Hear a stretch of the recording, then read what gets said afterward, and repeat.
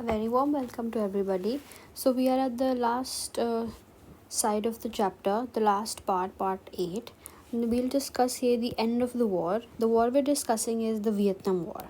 So, let's start. This is very short. After this, the chapter is completed. Then we'll start with the most favorite chapter, nationalism in India. Right? I think we have covered nationalism in India. Yes. We will start with making of global world. Okay. Yes. So, the prolongation of the war created strong reactions even within the US. It was clear that the US had failed to achieve its objectives, which were the Vietnamese resistance had not been crushed, the support of the Vietnamese people for US action had not been won. क्या मतलब है इस line का? तो हुआ क्या, सबसे पहले प्रोलॉन्गेशन का मतलब जानिए. प्रोलॉन्गेशन बना है प्रो और लॉन्गेशन से. लॉन्ग का मतलब हमको पता है किसी चीज़ का लंबा होना, किसी वक्त का और ज़्यादा लंबा होना. प्रोलॉन्गेशन का मतलब उस ऑलरेडी लंबे वक्त को और लंबा कर देना, उसको डीले कर देना, उसको खींच देना. सो द वॉर जो वॉर है वियतनाम की, वो और खिंच गई थी. और क्योंकि वो और ज़्यादा लंबी खिंच गई थी, ज़्यादा समय ले रही थी वॉर का मतलब ज़्यादा कैजुअलिटीज़ थी. कैजुअलिटीज़ मतलब ज़्यादा लोग जो थे अपनी जान दे रहे थे वॉर में. ज़्यादा सबसिस्टेंस क्राइसिस, ज़्यादा इकोनॉमी पर बोझ, ये सब कुछ ज़्यादा हो रहा था. सो क्योंकि वॉर प्रोलॉन्ग हो गई थी, लंबी हो गई थी, बहुत सारे रिएक्शंस लोगों के दिल से आ रहे थे, even with in the US community. अब आप कहेंगे वॉर तो वियतनाम में हो रही है तो यूएसए में लोग क्यों रिएक्ट कर रहे हैं? Because of the US intervention. जो अगर आप रिवाइज करें थोड़ा सा, ये आपका नॉर्थ वियतनाम है, ये आपका साउथ वियतनाम है. The North Vietnam was communist, ठीक है जी, and the South Vietnam was little capitalist. इसका मतलब मैंने इनिशियल ऑफ द चैप्टर में समझाया. जो कम्युनिस्ट लोग थे वो नॉर्थ वियतनाम में रहते थे, और जो कैपिटलिस्ट लोग थे वो मोस्टली साउथ वियतनाम में रहते थे. जो कम्युनिस्ट लोग थे उनको ऑफेंड करने के लिए, उनको डिफेंड करने के लिए यूएस, जो एक कैपिटलिस्ट रिजीम है, वो साउथ वियतनाम के सपोर्ट में आ गया. और क्योंकि यूएस ने इंटरवीन किया, इंटरवीन का मतलब होता है बीच में आना. कोई दो लोग लड़ रहे हैं उसमें बीच में आना, उसको इंटरवीन बोलते हैं. तो जब यूएसए ने इंटरवीन किया, इंटरवेंशन किया, तो यूएसए के लोगों को भी परेशानी हो गई. क्यों? वो कहते कि अरे उनको लड़ने दो, तो आप हमारे रिसोर्सेज जो गवर्नमेंट यूएसए की पैसा यूएस के लोगों पर लगाएगी, वो तुम वियतनाम के लोगों पर क्यों लगा रहे हो? ये क्वेश्चन था, ठीक है. और यूएस ने क्यों इंटरवीन किया था? यूएस एक कैपिटलिस्ट देश है और वो चाहता था कि वियतनाम, जो कि कम्युनिस्ट देश बनने वाला है, वो कम्युनिस्ट देश ना बने और वो एक कैपिटलिस्ट देश बन जाए. लेकिन यूएस ऐसा नहीं कर पाया. US had failed to achieve its objective. US से जो चाहता था कि वियतनाम एक कैपिटलिस्ट नेशन बनकर आए, वैसा नहीं हुआ. Vietnamese resistance had not been crushed. जो वियतनाम में लोग हैं, स्पेशली कम्युनिस्ट लोग, उनकी डिफेंस को यूएस से हरा नहीं पाई. The support of the Vietnamese people for the US action had not been won. US से चाहता था कि वो एक कैपिटलिस्ट देश बनाए वियतनाम को, और उसकी सपोर्ट में वियतनामीज लोग खुद आएँ यूएसए को सपोर्ट करने, ताकि वो कैपिटलिस्ट बन जाए. लेकिन ऐसा हैड नॉट बीन वन, ऐसा नहीं हुआ. नेक्स्ट लाइन क्या बोलती है? In the meantime, thousands of young US soldiers had lost their lives and countless Vietnamese civilians had been killed. बहुत सारे यूएस सोल्जर्स की डेथ हो रही थी एंड बहुत सारे वियतनामी सिविलियन मतलब जो लोग उस देश में रहते हैं, जो वहाँ के हैं, सिविल लोग जो हैं वहाँ पे, वियतनामीज लोगों की भी जान जा रही थी. This was a war that has been called the first television war. This is important fact. The Vietnamese war जो है उसको हम फर्स्ट टेलीविज़न वॉर बोलते हैं. Now the question is why? Because war के scenes, battle is a war के scenes were shown on the daily news programmes. जो news channel होते थे उस पर वॉर दिखाई जाती थी, ब्रॉडकास्ट की जाती थी. Many became disillusioned with what the US was doing.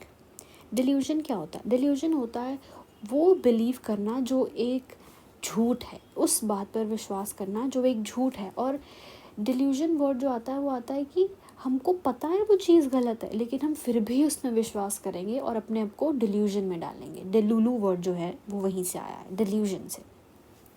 तो बहुत सारे लोग डिल्यूजन हो गए थे कि यूएस कर क्या रही है, यूएस कह रही है कि हम जीत रहे हैं, हम जीत रहे हैं, लेकिन असल में क्योंकि वॉर के सीन्स टीवी पर दिख रहे हैं, तो यूएस के जो लोग हैं, यूएस के जो सिटीजन्स हैं, उनको पता लग रहा है कि यूएसए खुद हार रही है अपने मिशन में। यूएसए वियतनामीज़ लोगों को हरा नहीं पा रही। तो यूएसए गवर्नमेंट जो लोगों को डिल्यूजन में डाल रही थी, वैसे वो डिल्यूजन में नहीं पड़े। बहुत सारे राइटर्स जैसे Mary McCarthy and Jane Fonda North Vietnam गए।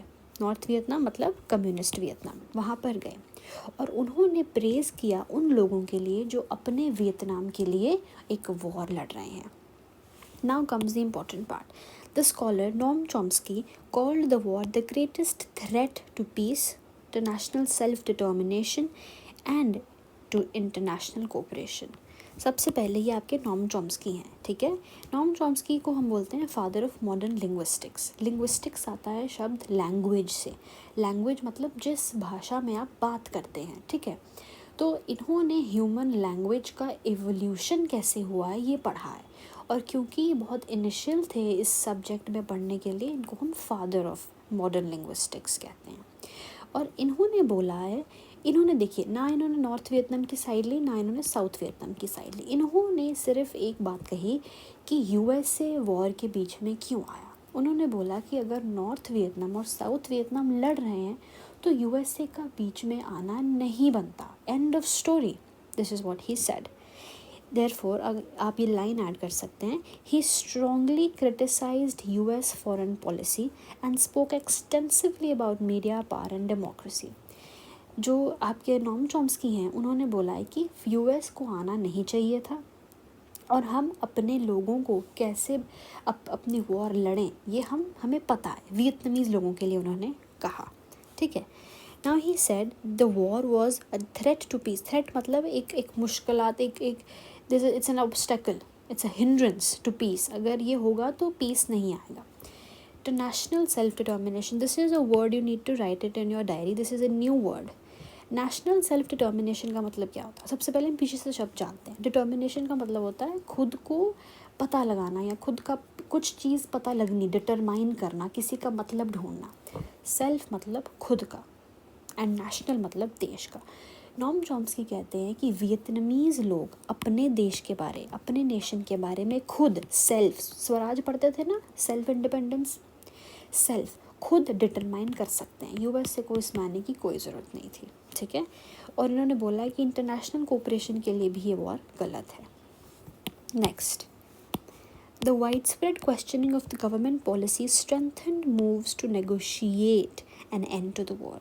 जो यूएस के लोग थे वो गवर्नमेंट को, यूएस की गवर्नमेंट को बहुत क्रिटिसाइज़ कर रहे थे। नंबर वन क्यों क्रिटिसाइज़ कर रहे थे कि आप एक देश के वॉर में क्यों गए जो आपस में ही लड़ रहे हैं। दूसरा कि आप हमारे दिए हुए टैक्सेस से डिफेंस जो खरीदते हैं हमारी प्रोटेक्शन के लिए, वो आप वियतनाम पर क्यों लगा रहे हैं, ठीक है। इसीलिए इस जो डिबेट हो रही थी यूएस गवर्नमेंट के अगेंस्ट, इसने यूएस गवर्नमेंट को बहुत ज़्यादा एम्फोसिस डाल दिया था उन पर कि अब तो हमको वॉर ख़त्म करना पड़ेगा। देयरफॉर एक पीस सेटलमेंट होता है, कहाँ पर? पेरिस में। Where is Paris? This is your France and this is Paris, ठीक है। This is more detailed. यहाँ पे पेरिस है और यहाँ पे फाइनली एक पीस सेटलमेंट होता है जिसमें वॉर, कॉन्फ्लिक्ट जो है वो एंड हो जाती है विद द यूएस। मतलब कि सिर्फ पेरिस सेटलमेंट में यूएस से विड्रॉ करता है वॉर से, वॉर ख़त्म नहीं होती है। दिस इज़ वेरी इंपॉर्टेंट, दोबारा सुनिए इस बात को कि पेरिस अग्रीमेंट 1974 जनवरी में जो हुआ था उसमें से सिर्फ यूएस से बाहर आती है, वॉर ख़त्म नहीं होती है।